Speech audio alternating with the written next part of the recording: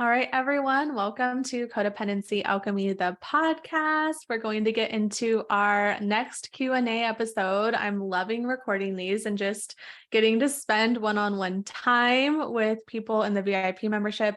This week is extra special because I have had the privilege to support and mentor Jordan for a very long time, a couple of years. And she just recently, it was ready to just go out on her own. So I'm excited to catch up with her. And she so graciously offered to be on this Q&A episode to share a little bit about boundaries and enforcing boundaries and the struggles of that come with that from time to time. So Jordan, thank you so much for being here and being courageous and vulnerable enough to let us all see you. Yeah. Oh my gosh. Thank you for having me. It's such a pleasure. And I've enjoyed our years of working together. It has been so profound in my life and my business and my relationships across the board.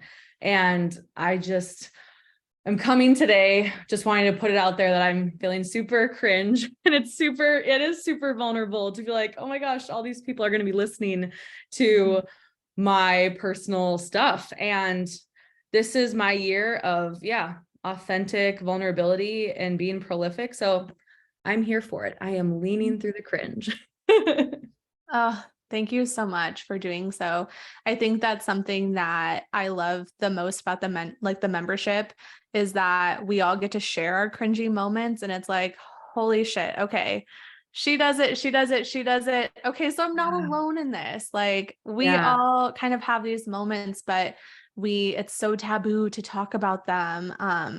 And that is literally perpetuating the codependency and that mother wound and feeling isolated and in judgment and comparison. So like, let's knock all of that shit off the pedestals that they're on and just talk about it. Let's just talk about the fact that we are people and this shit happens, and doesn't mean that you're bad people, doesn't mean that you're a bad person. It doesn't mean that you haven't healed enough. It just means that you're human. You're having a human experience, and that's okay. Totally. And I know that shame hides in the secrets. And the more that we allow our full selves, the full spectrum of human emotion to be seen, heard, and witnessed, there's freedom. There's freedom in that. There's liberation in that. And so I'm here to heal. I'm here to, full reclamation, baby. I love it. I love it. Here for it, obviously. So what are you bringing to the table? What do we get to play with today? I have this, I was like, what's recurring in my life around enforcing boundaries? And I realized that there's some underlying thought patterns and some feelings that I've found keep reoccurring. And so I wanted to presence that, and then also give you some specific examples, and then maybe we can workshop that. If it sounds good. Yes, I'm here for it. Perfect. So I get really angry when I feel like I've clearly conveyed something. I've clearly communicated something with someone, and then they don't, they act like it was never heard or seen, just talking to a wall. And so then I feel like I'm constantly talking to a wall with people, even sometimes clients in my relationship, in my life. And I get so angry because it seems to me that I'm being disrespected. So there's this deep frustration of, you're disrespecting me. How dare you? And then that part of me comes out, that raw part of, how dare you disrespect me? And there's so much anger and resentment there, because in my head, I'm like, but I clearly stated what I needed. I did the right thing, quote unquote. It's like, I did the right thing by clearly stating this. Why are you not respecting it? And so let's start there. Love it. I love that. And it's so relatable. We all have that, whether it's with a family member or with our partners or with our kids. You say the thing and it falls on deaf ears. I think back to conversations I have with a family member, where I will very clearly say, I need to table this conversation. I'm noticing that I'm getting activated and triggered, and I'm not in the right state of mind or frame of being in order to continue having this conversation. And just bulldoze past it and keep talking, right? Mm-hmm. And it's been interesting to notice the more grace I give the other person, the more I'm able to assert and enforce my boundary in a peaceful way, right? Yeah. They can't hear me because they're hearing themselves, right? Their volume on themselves is so Mm. loud, they can't hear me. Yeah. I know how that feels. I know how it feels for me to be so in my story or so in my own shit that I can't hear another person.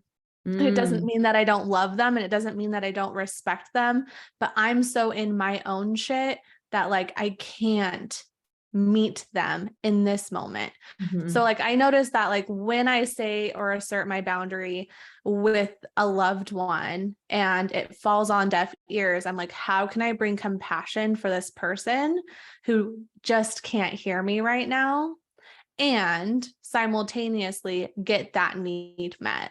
Mm-hmm. Ooh, Mhm. I'm also having a light bulb moment from your share.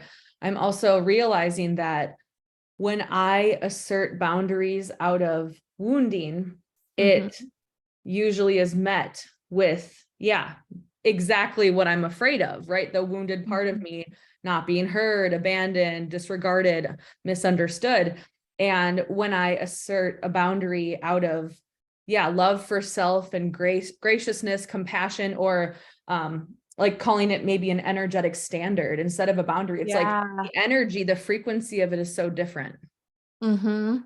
Yep. And it's insane how much of a difference that makes. Because I had both moments with a family member recently I was on the phone with, and I had that triggered response of enforcing a boundary. And when it was bulldozed and like not heard, I got even more activated, right? And Mm. like am asserting my boundary in a way of like kind of the language you're using, like you're not respecting my boundary. Yeah. Yeah. And then in the same conversation, maybe not the same exact topic in that whole entire phone call, but at a different point, I noticed a boundary being, overridden again. And I just said, I love you. I love you. I love you. I love you. I hear this is really important to you and you want to talk about this. And like, I'm not available to talk about this right now in this moment. Mm-hmm. We can talk about something else or we can get off the phone. I Yeah. love you. Like, I love you. I love you so much. And I hear this is important to you. And I don't have the capacity to meet you in this right now. Mm-hmm.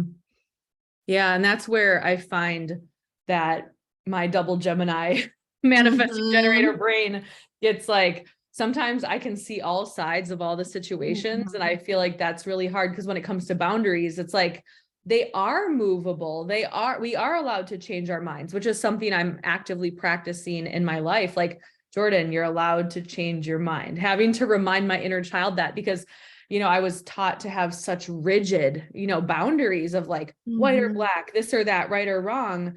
And I'm finding that that doesn't serve us either a lot of the times. Yeah, we're creating like our own cages that Mhm. our own prisons where it's like I felt the same way. Like my boundaries were so rigid that I was constantly like banging up against Yep. the walls in the very small room that I had created. Mhm. And what happened for me was, and let me know if this resonates with you, is like I also am then a victim of all of the people who I'm like pushing up against the walls, Yes. you That know? Mhm. that 100%. And to bring in a really specific um example, I'm a coach as well, a transformation coach and hypnotherapist. And when I have a client in one of my containers, when they sign on, they get an onboarding email that I think is all cute and fun. And it like very clearly states what comes with their program, Mhm. how many sessions they get, their past life regression and like all the links to book it. Like it's all very clearly laid out.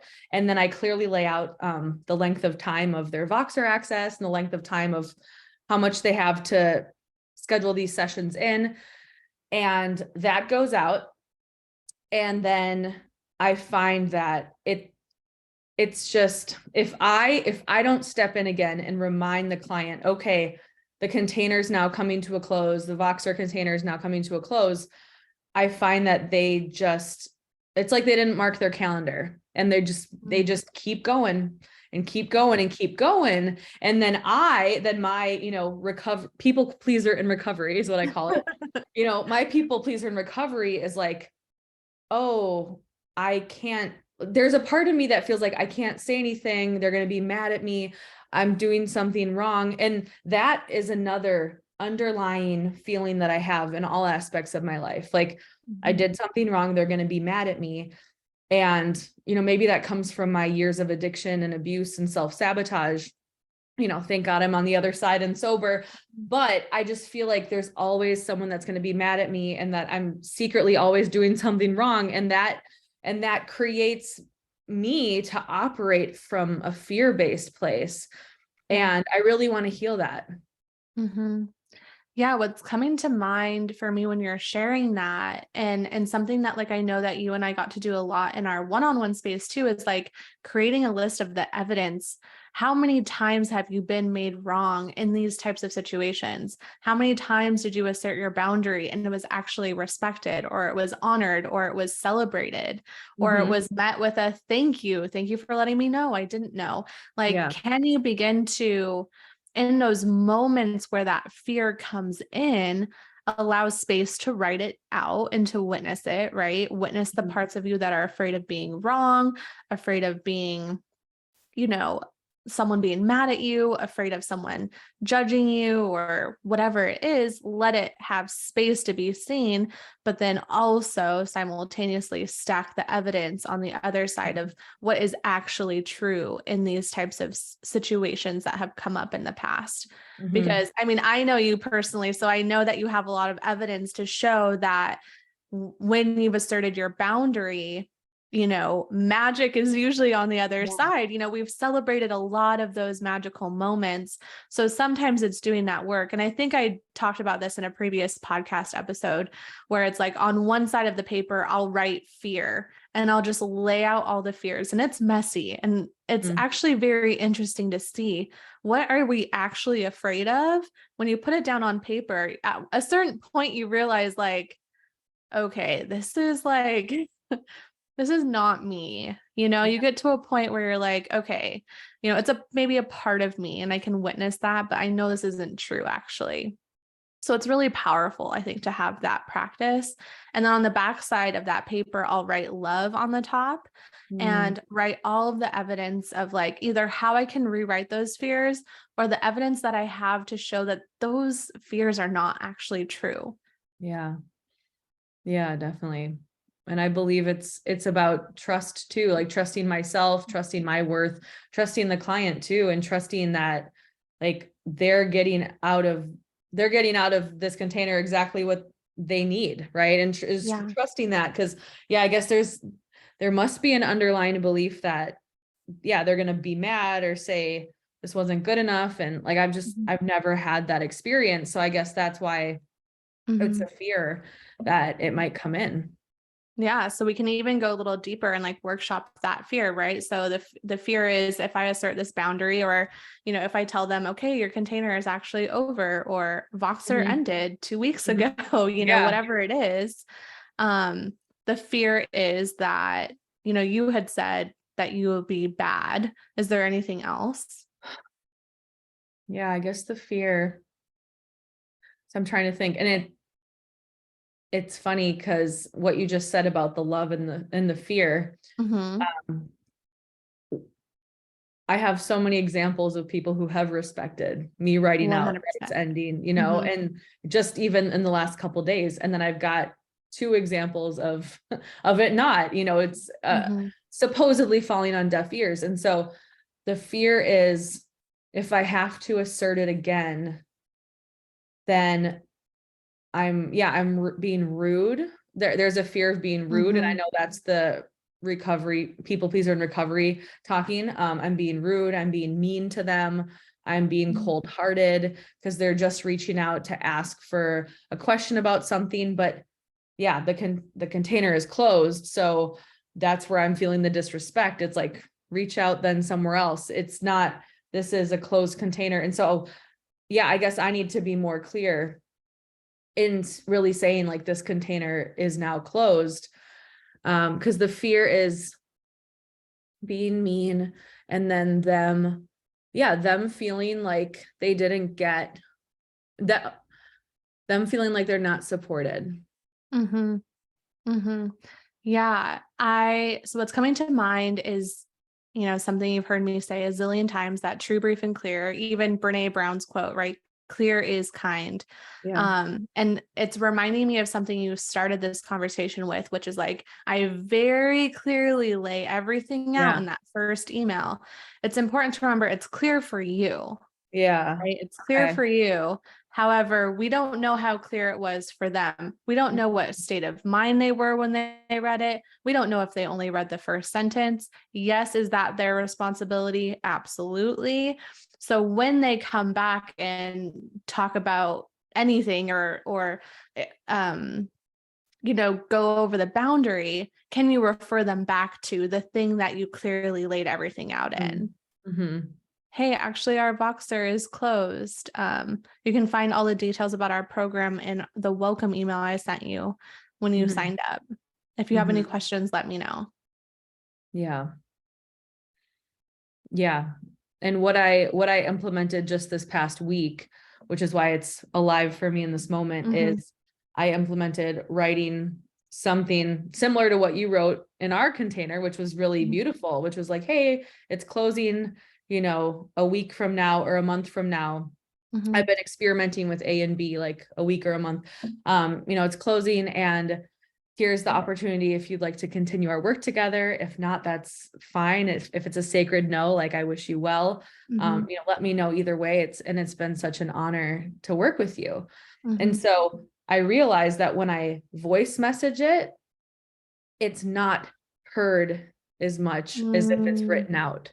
And so that's a whole trigger in its own self. I'm like, why are you not hearing me? I'm a vocal, my whole thing is vocal activation. I'm a singer, but it's more now like, okay, it's my job. It's my job to remind them, and that's good coaching. Right. Yeah, it's if there's the resentment building up because somebody is coming into this space, like you work with what's present, right? So instead of saying this shouldn't be happening, I think it's more empowering to say this is happening. How do I make sure that I don't leave myself by creating clear, like speaking clearly and letting them know where they're at? Hey, would love to have this conversation. You can message me on Instagram, or you're welcome to DM me on Instagram. I'm not using this. I only use Voxer for clients, like whatever the specifics are, being clear of like, yeah, I still want to connect with you. I miss you. I'd love to hear all about this. These are some places where you can connect with me. Yeah. Voxer is for my active clients. So they know true, brief, clear, right? This isn't a space. Reclamation just ended, right? The 7-month mastermind that I do, and it closed today. So, 2 days ago, I let them know, hey, in a couple of days, I'm going to energetically be closing this space. I don't want to not talk to them ever again. I love these people. Every client I have, like, I don't want it to be the end all. And I know you feel similarly about the people that you work with. We do deep work. So you're not just coming in and out. Like we do invested. the deepest work ever. And I guess that's where I feel like, pulling out on them, for lack of better words, it's like, that's mean and that's leaving them high and dry, but it's not the truth. Like the truth is they got what they needed. And if they're choosing not to continue, then I need to trust that their sovereign self is knowing that that's the best choice. Right. Right. And where they can continue to connect with you. Right. So, giving them like literal platforms, right? Can they continue to connect on Instagram? Can they continue to connect in emails, right? Because the relationship after our one-on-one work with clients is over, it's a little different because you went from receiving support from me, nonstop for months or years in our case, Yeah. to now we're having a different relationship. This is the next chapter. So how do we honor this chapter? I'm not necessarily coaching you, but I am someone who loves you. And so if there's something you want to share with me, I want to witness you in that. These are some places where we can do that, and it feels good for me. Yeah. It sounds like for you and in your share, it's Voxer isn't it. So just letting them know that Voxer isn't it. Yeah. Just for me, energetically closing the container, like you said, that feels really good to me for, for our paid work together. Totally. And then connecting other places. Now, I haven't had this happen yet, or cancel. I'm not creating this. But if a client then started using Instagram to ask coaching questions over and over again, that would be another, way to invite them into a paid space and say, hey, it sounds like you're looking for coaching. Let's hop back into a container. You want to create something custom or whatever. I haven't had that happen, and I'm thankful. But I do, I guess I fear that then they're gonna, So what comes to mind for me, take it or leave it, whatever resonates for you. You don't even have to, they know if they want coaching, what to do, because they've done it before. If they come in wanting coaching through whatever it is that they're saying, or you get to you'll know when you start reading the message, and then you'll know, okay, I'm not their coach. That's not my role in their life anymore. What can I say in this moment that isn't going to take from me energetically, that isn't crossing my own energetic boundaries around coaching and being a space holder? And I see you. Thank you for sharing with me. I hear you. You're not alone, right? It's going back to just like a phrase, a sentence where it's meeting that person, really meeting them, but also not going into crossing that boundary for yourself and going into working, right? Yes. Going into space holding. Yeah. Right. And I hear these stories all the time from other coaches, and I have not experienced that. So I'm grateful, because I do have really respectful clients. And it's just, when I, when I clearly state the parameters, and then them being seemingly disrespected, the anger that comes up, and again, it's like the deeper intention of all of it is wanting them to know that they are held and they are seen. And I think being a coach, sometimes the feelings can be a lot, because, of course we should get paid for the support that we provide, but it's also like, it's an interesting energy to play in. It really is. And it's a new energy that we don't have a lot of examples of, right? So we're kind of like learning as we go. When you're talking about disrespecting boundaries, something came to mind that I wanted to share, which is like reframing the thought, right? I said clearly, and they're disrespecting, instead saying like, this is where they're at. How can I meet them without overgiving or self-sacrificing or crossing my own boundaries?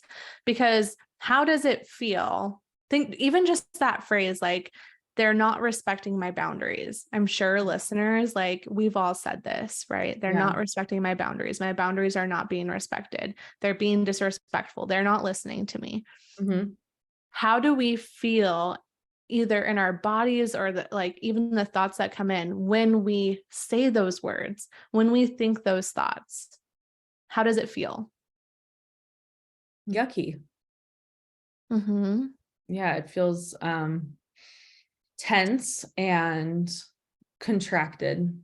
And so we have to remember to take personal responsibility for our part in thinking that. No one told us to think that, right? We're choosing to think that. That's our thought. So can we take responsibility for our thought and say, when I think this thought, I feel yucky. I feel tense. I don't desire to feel that way. So what thought can I think that alleviates that yucky, that tense? Like, how do you desire to feel?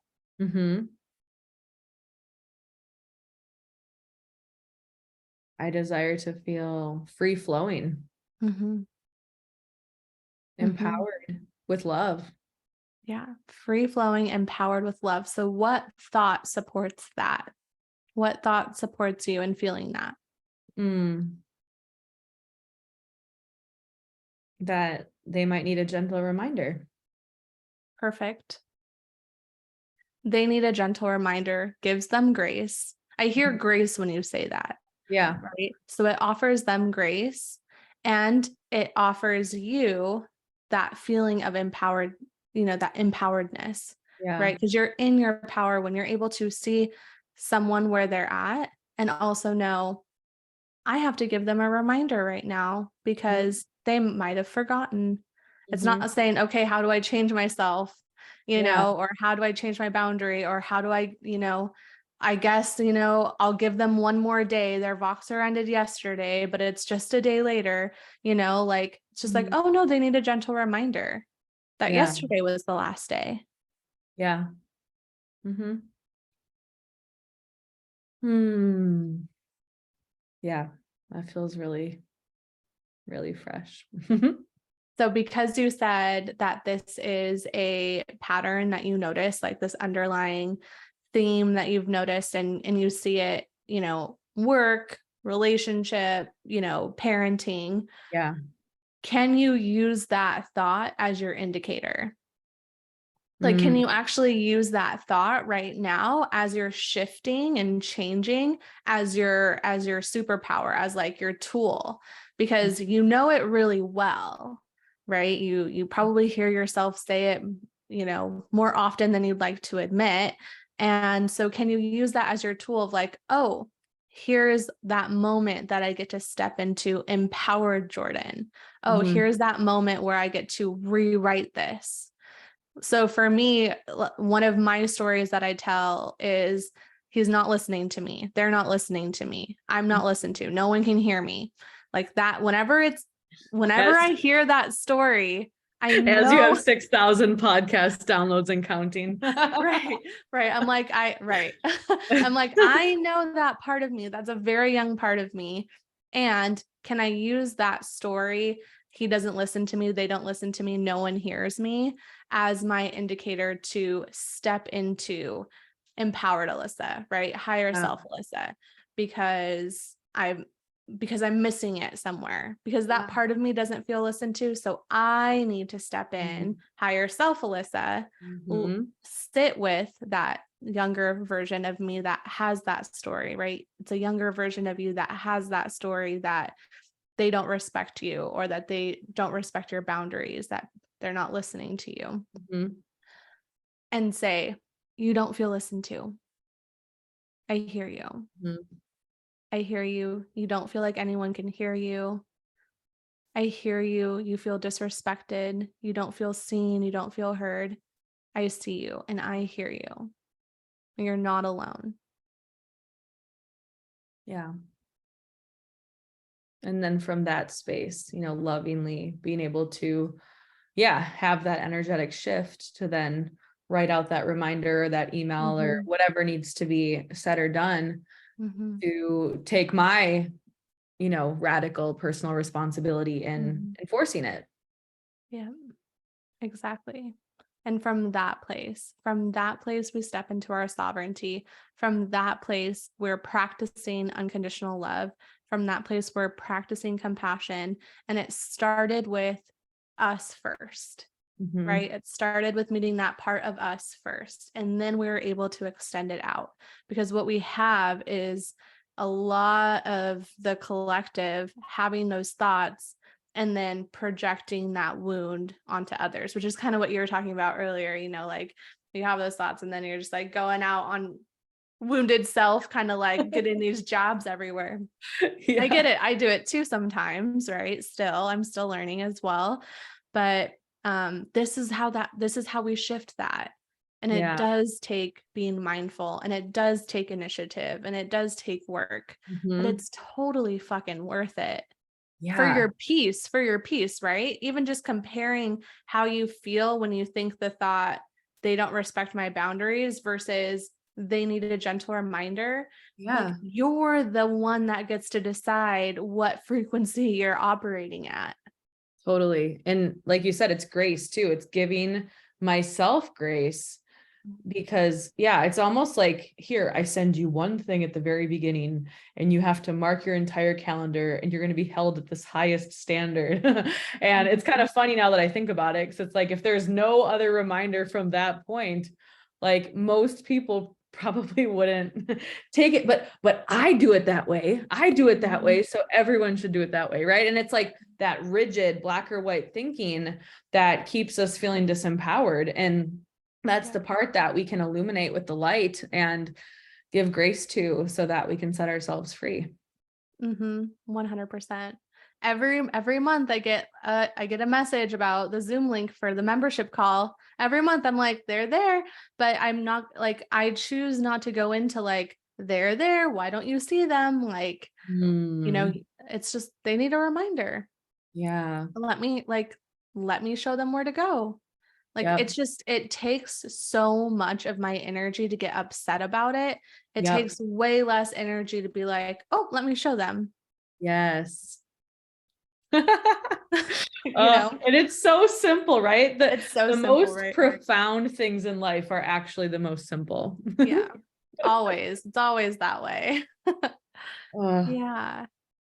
Thank you so much, Jordan. Thank you so much for like bringing this and allowing us to talk about it. I just love having these conversations with you. I love how vulnerable you get and how much like radical personal responsibility you do take, because that's been a journey for you too, of like, all right, let me see my shit. All right, let me see it clearly. And I love how quickly you're able to explore another way without judgment. It is a superpower of yours. And I just love witnessing you in that. So thank you so much. Thank you so much. Love you. Yay. Awesome. So we're going to wrap up this week's episode. Hopefully it resonated with some of you. Hopefully you were able to take some nuggets of wisdom away and support you in your boundary work. And then, yeah, until next time, love you all.